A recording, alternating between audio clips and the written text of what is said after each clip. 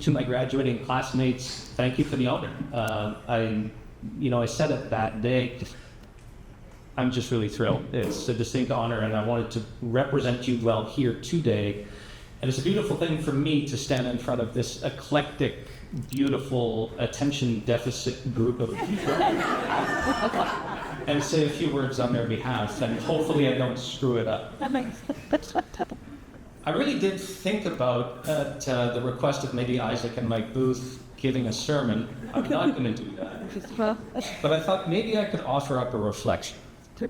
What's something that encapsulates not only my experience, but hopefully collectively the experience of everybody here, and what it means to actually go through such an arduous program as the Stratford Chef School program.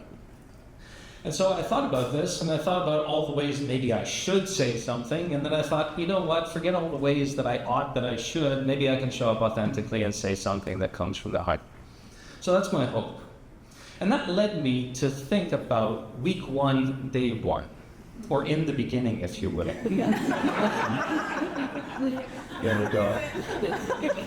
All of the heads just hide. But week 1, day 1, I remember standing in the service kitchen.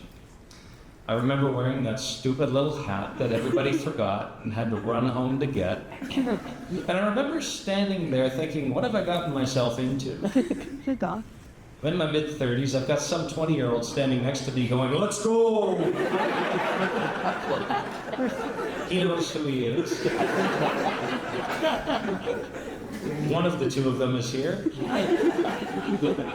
And on my right-hand side, I've got some fresh-faced kid right out of high school who's saying sharp while he drops his chef knife on my list. I won't mention any names, Sam. And then, to top it all off, there's a third person off in the corner just making sounds my 6-month-old son makes. And I sat and I thought, boy, I didn't see this in the marketing material. Stratford Chef School, where all hell breaks loose as chefs just throw their hands in the air. But what I found really amazing is that we were invited back for day 2. To top it all off, we were actually all invited back for year 2. And on top of that, we're all sitting here today, the proud recipients of diplomas, saying, well done, you did it. And I think there's something really beautiful about that, because it speaks to actually each and every single one of us, but it also speaks to the school. It speaks to the people who said, yeah, we think you can do this and we want you to be back here. And I think it speaks generally to the trajectory of growth that each single one of us has shown. Coming in, dropping knives day 1, to knowing how to hold our knives, knowing how to do all sorts of other things. I find it amazing that we were trusted. And I think that's a testament to the chefs and the instructors who are here today. They placed trust in a bunch of untested, eclectic, beautiful weirdos. And so, I also thought too, we started with boiling. I guess I should say we started with the idea of boiling. But there we were with boiling. And they took us from boiling through the idea of boiling to the idea of, say, roasting, to the idea of commodities, to the idea of a 5-year plan. And then they said, you know what, we trust you so much that we want you to design your own menu. I mean, think about that trajectory of growth. Think about the faith that people placed in you. And I think it's really just something to suggest that you are an amazing group of people. You came from a spot of who knows where, who knows what, knowing basically 2 things about yourself. I like to cook, and I think Stratford Chef School is the best place for me to explore that. And here you are, let's say 2 years on, and now you're launching into something new. Who knows what it is? Some of us are in a spot right now, some of us aren't in a spot right now. We want to move on to the next thing after this. But we really have an opportunity, I think, today to kind of look back at what was, but then also look ahead to what's going to come. Because like Randy said, like Chef Baxter said, well, the learning never stops. You keep growing, you keep going, you keep evolving in a way. And so I really wanted to spend the rest of the time kind of not so much considering the curriculum, because that was so incredibly tough, but to speak to maybe the extracurricular things that I have picked up along the way that I think will serve me well moving forward. Because I think each of us showed up, like I said, knowing we like to cook and knowing basically this seems to be the best spot for me right now to look at how to learn how to cook. And I think what really we were asking is, well, who am I and what am I doing in this world? Or, as the poet Mary Oliver says, what am I going to do with my one wild and precious life? And so I really began to think, what are the things that I took away aside from charts and resumes and taps and whatever else that I can actually hang on to and move forward with? And perhaps it will help each and every single one of us from this launch pad think about what is it that I took away beyond the curriculum that will help me evolve into the person I am becoming, that will help me bring to bear in the world good things. What will I do with my one wild and precious life? And as I thought about this, I began to consider in the words of Randy Rudner that her philosophy in a way is more is more.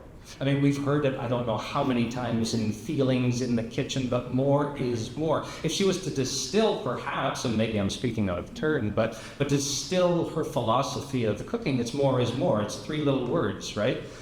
But it's how many touches can I get on things? How much color is there? How much complexity? How much depth of flavor? Because it all evokes something, a whole host of love and beauty brought to bear on a plate. And I thought, gee, man, if I could have one wild and precious life that says more is more, perhaps that's what I can bring to bear. Perhaps for you it's something that's just simplicity, comfort, soul, joy, beauty, splendor. I mean, think about as you move from this place, what's my ethos for cooking? What's my philosophy? Who am I as a person when it comes to cooking? From Randy, I take away more is more. From Mike, on the other hand, I take away that glizzies belong in confined dining. A glizzy is a hot dog. And there are an unfathomable number of ways to use hot dogs, apparently. But I thought about this, and I thought, actually, you know what, there's something beautiful in this because Mike has this ability to bring a levity. He has the ability to say there's joy in strange things that can be found and placed into other spaces.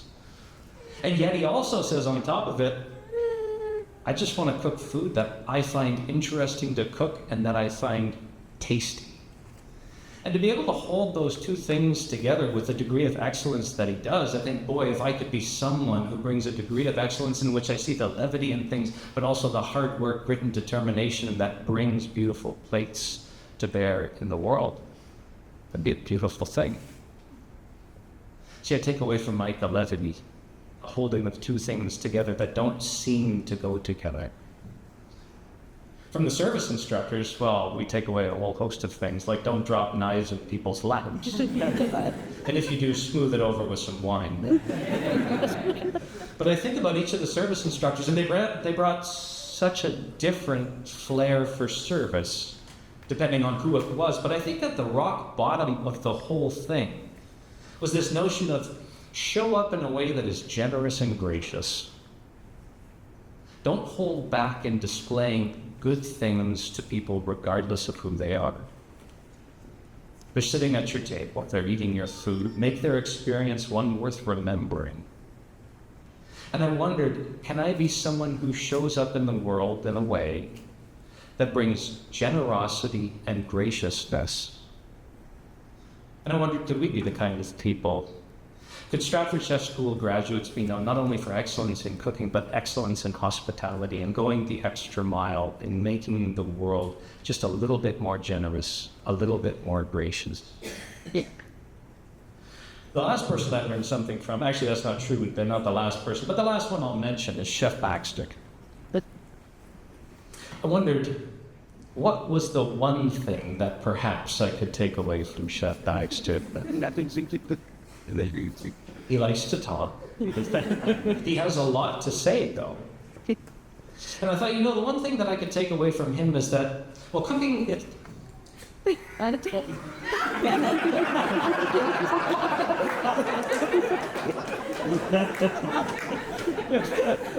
Yeah. It's a lot like dating.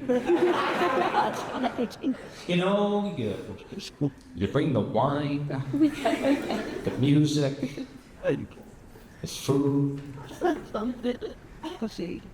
I don't know. A number of times he ended that with, I don't know. And I thought, you know what, maybe he's onto something. Maybe you start somewhere, but you don't know where you're going to end up. Or perhaps that's the service training and the over-generous reading into that volume. But I actually thought maybe there's something there in the silliness of that statement that we heard I don't know how many times. We started somewhere. Who knows where we're going to end up? Like I said at the outset, we're all in a spot right now. We're going to go somewhere else, and life's going to carry on. And I guess there's a lovely freedom in saying, I don't know. The number of times we ask questions that were probably pretty dumb, or the times that we asked questions and the answer was just, I don't know. I think there's a freedom in that.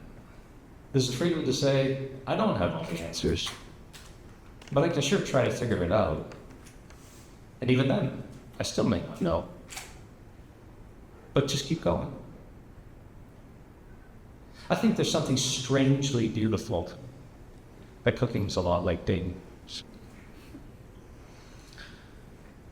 I'm going to wind this down, but I just wanted to take a few moments to reflect on where we had come from.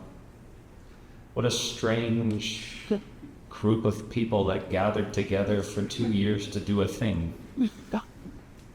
And I said it the day that you guys all voted and said, Anthony, I want you to say a few words. I've come to appreciate each and every single one of you in your own way. Each of you with your one wild and precious life has so many gifts to bring to bear in the world to make it a better place. Food is some great equalizer. Everybody eats.